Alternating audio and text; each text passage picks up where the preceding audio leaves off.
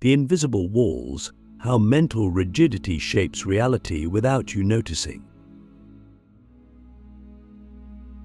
Closed-mindedness is rarely loud. It doesn't announce itself with rage or slogans. It hides beneath certainty, behind the shield of what you already believe. It lives in the quiet refusal to question, in the discomfort you feel when someone challenges your views, but in the silent dismissal of ideas that don't fit your current map of the world. And most dangerously, it often feels like strength. That's what makes it so dangerous. It masquerades as clarity, as principle, as identity. But what it really is at its core is fear disguised as conviction. When you're truly open-minded, you're vulnerable, not weak. Vulnerable. It means you let your beliefs be tested. It means you allow the possibility that you might be wrong. It means you're willing to lose the comfort of your current worldview in exchange for something more accurate, more honest. And most people don't want that. Most people would rather be certain than true. They'd rather live in a simple lie than a complicated truth. Because truth demands work.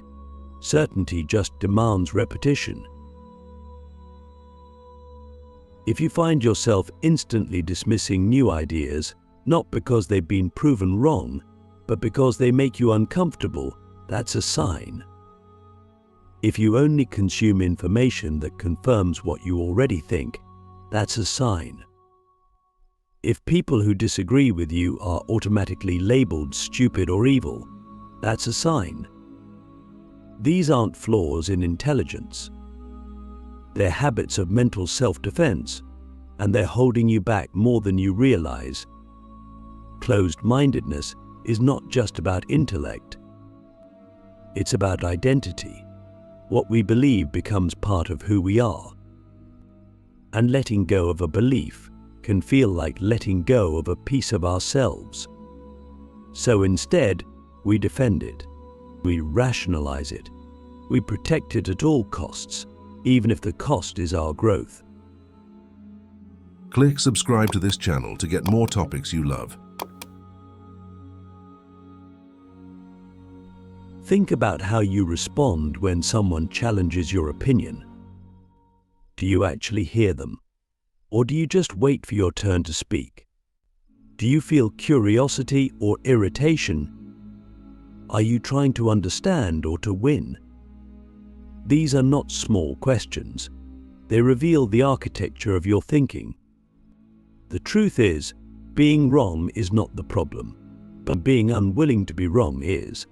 Because if you can't change your mind, then nothing new can reach you. You've locked the doors from the inside. And then you wonder why life feels stagnant, why your relationships stay shallow, why your perspective never evolves.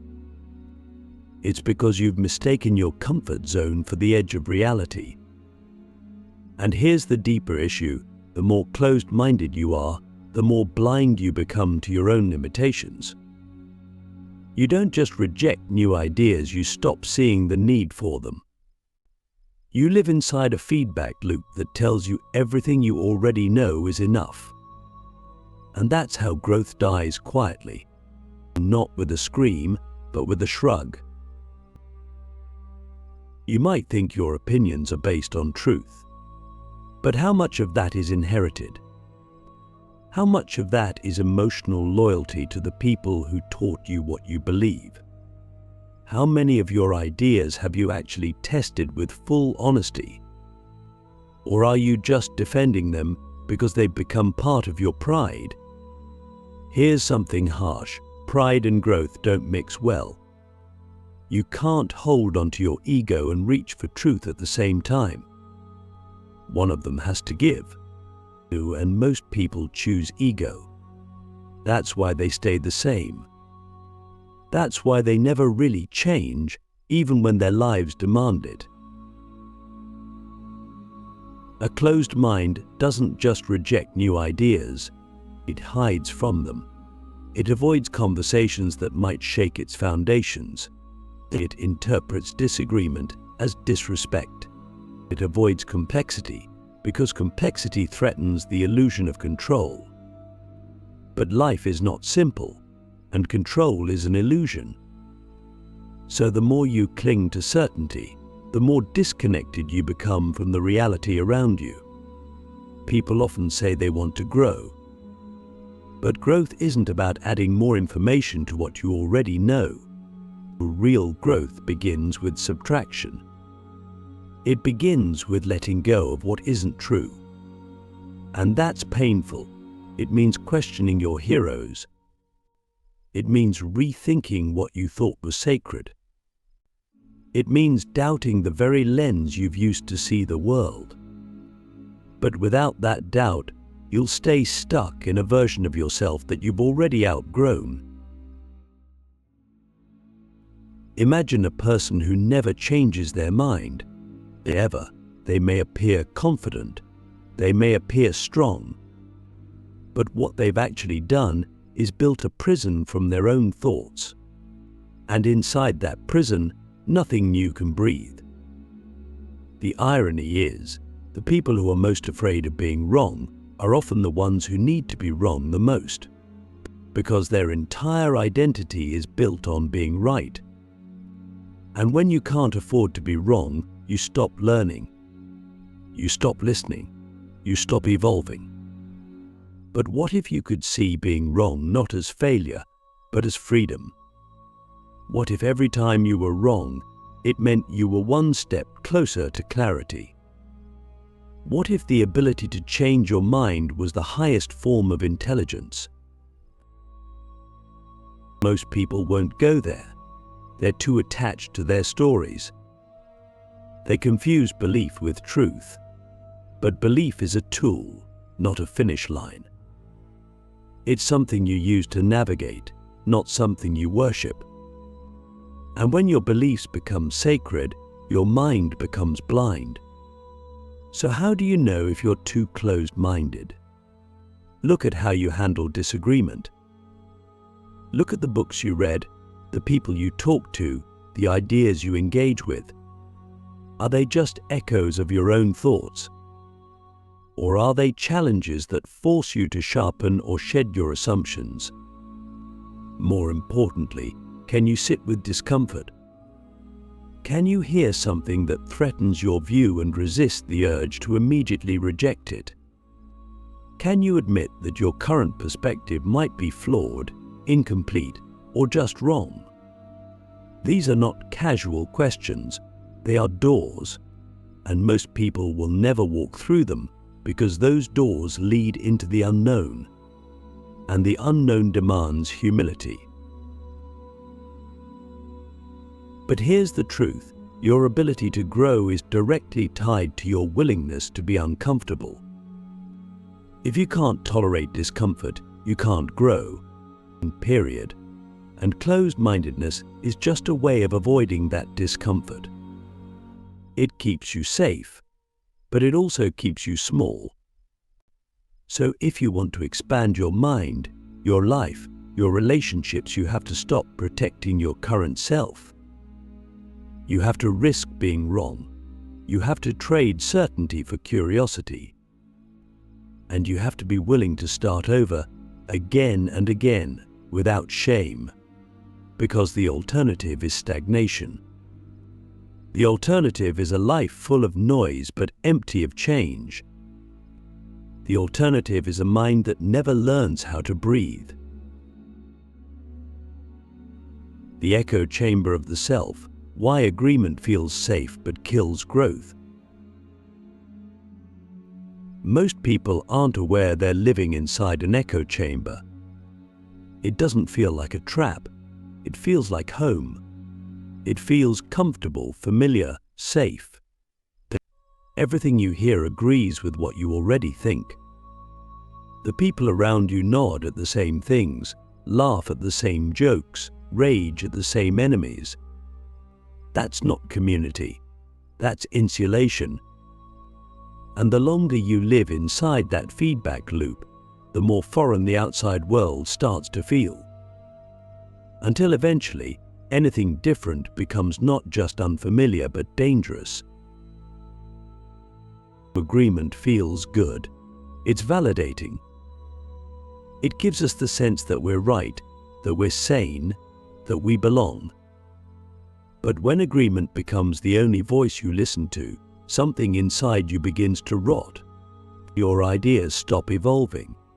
Your empathy dries up. You stop asking questions because everything already sounds like an answer. And worst of all, you start mistaking approval for truth. When we surround ourselves with sameness, we stop growing. Not because we've learned everything, but because we've stopped letting anything challenge us. We think we're becoming more certain, but really, we're becoming more fragile. Because certainty that's never tested has no strength. It's just a performance. It looks solid, but it cracks the moment it's hit with something real. The truth is, we seek agreement not because we're confident, but because we're insecure. We want to hear others repeat our beliefs because we're afraid that if we hear something different, we'll have to rethink them. And rethinking is painful. It means admitting we might have been wrong. It means facing the parts of ourselves that we've tried to hide. It means making ourselves vulnerable to change. And that's terrifying. But here's the paradox. The more you avoid that discomfort, the weaker your thinking becomes. You stop developing the skills to handle disagreement. You start reacting emotionally instead of logically. You take things personally that have nothing to do with you. You start mistaking challenge for attack. And eventually you build a life that's protected from truth. Think about how we use social media. Algorithms feed us more of what we already like. News sources tailor their content to confirm our views. We mute, block, and unfollow anyone who makes us uncomfortable. We curate our feeds into a chorus of agreement.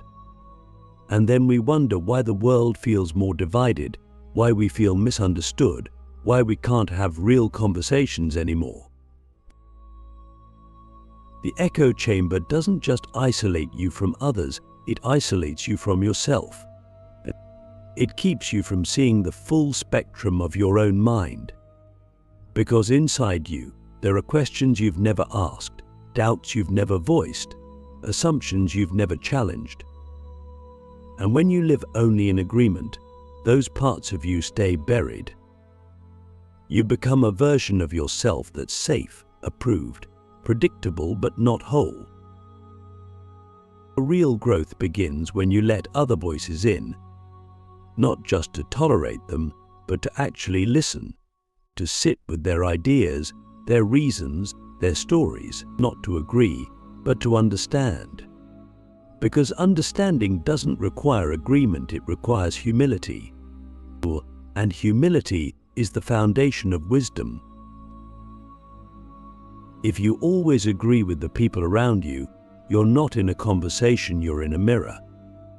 And mirrors don't teach you anything new. They just reflect what you already are. But life isn't a mirror. It's a web of contradictions, complexities, and collisions. And if you're not willing to sit in those contradictions, you'll never become more than the narrow version of yourself that your echo chamber allows. Here's something most people never admit. You can love someone and still be wrong about them. You can be passionate and still be misguided. You can be surrounded by agreement and still be completely off track. Agreement is not evidence. It's just a pattern. And if you're not careful, it becomes a trap. So what do? You break the pattern. You seek out disagreement not to fight, but to learn. You read things that challenge your worldview. You talk to people who see the world differently. You stop trying to win every argument and start trying to understand what you've missed. This doesn't mean abandoning your values. It means testing them. It means making sure they're built on something stronger than habit or fear. It means being able to explain not just what you believe, but why, and being able to change that why when new evidence appears. The ability to change your mind is not weakness. It's mental strength. It's a sign that you care more about truth than pride. And pride, more than anything else, is the enemy of growth. Pride keeps you defending ideas you've outgrown. It locks you into identities that no longer serve you. It makes you more concerned with being seen as right than actually becoming right. And here's the brutal truth: if you only ever hear agreement, you will never become wise. Because wisdom doesn't come from being told you're right. It comes from wrestling with what might be wrong. It comes from admitting that your view is partial, your knowledge incomplete, your understanding flawed. That's not defeat. That's evolution. So, if you want to know whether you're too closed-minded, don't look at what you believe. Look at how hard you protect it. Look at how you react to disagreement. Look at whether you seek truth or just reassurance, because reassurance is cheap. Growth is not. And if you're brave enough to step outside the echo chamber, something shifts. You start to see that the world is bigger than your beliefs. That people you disagree with aren't monsters, just mirrors of different experiences. That truth is bigger than any one worldview. And that your mind, when open, is capable of things you've never imagined. But it starts with one decision: stop needing agreement to feel secure. Start needing challenge to become strong. The fear of being wrong, why your ego is sabotaging your potential. Most people don't fear being wrong because they care about truth. They fear being wrong because it threatens their identity. When your beliefs are fused with your sense of self, then anything that challenges those beliefs feels like a personal attack. That's why so many arguments escalate, not because the facts are unclear, but because egos are involved. Being wrong becomes a kind of death, not of the body, but of the image you've built of yourself, the competent one, the informed one, the principled one. And rather than let that image crack, people will double down on bad ideas, defend obvious mistakes, and sacrifice growth for the illusion of being right. But here's the problem: growth and ego can't coexist in the same space. One of them always has to shrink, and more often than not, it's growth that gets sacrificed. Because the ego is loud. It wants confirmation, not correction. It wants applause, not challenge. It wants to win, not learn. And as long as you're ruled by that impulse, your potential stays buried. Think about the last time you were wrong, truly wrong, and admitted it. Not just in passing, but with full awareness. Did it feel like weakness, or did it feel like relief? The truth is, admitting you're wrong is one of the most powerful things you can do. It means you're not trapped by your previous self. It means you're alive to new information. It means you're choosing truth over performance. And in a world addicted to ego, that's revolutionary. The fear of being wrong doesn't just limit your thinking, it limits your relationships too. You can't listen deeply when you're defending your pride. You can't connect with someone when your main concern is being right. You lose the ability to truly hear. And when you lose that, you lose the possibility of becoming more than you are. So here's the challenge: Stop treating your beliefs like sacred objects. They're tools, nothing more. And tools are meant to be sharpened, replaced, improved. If you can hold your ideas loosely, test them honestly, and discard them when they fail, you become dangerous in the best possible way. Not because you know everything, but because you're no longer afraid to admit what you don't. And that's where real power begins, not in certainty, but in humility. Not in always being right, but in being willing to change. Because the mind that is never wrong is a mind that is never free.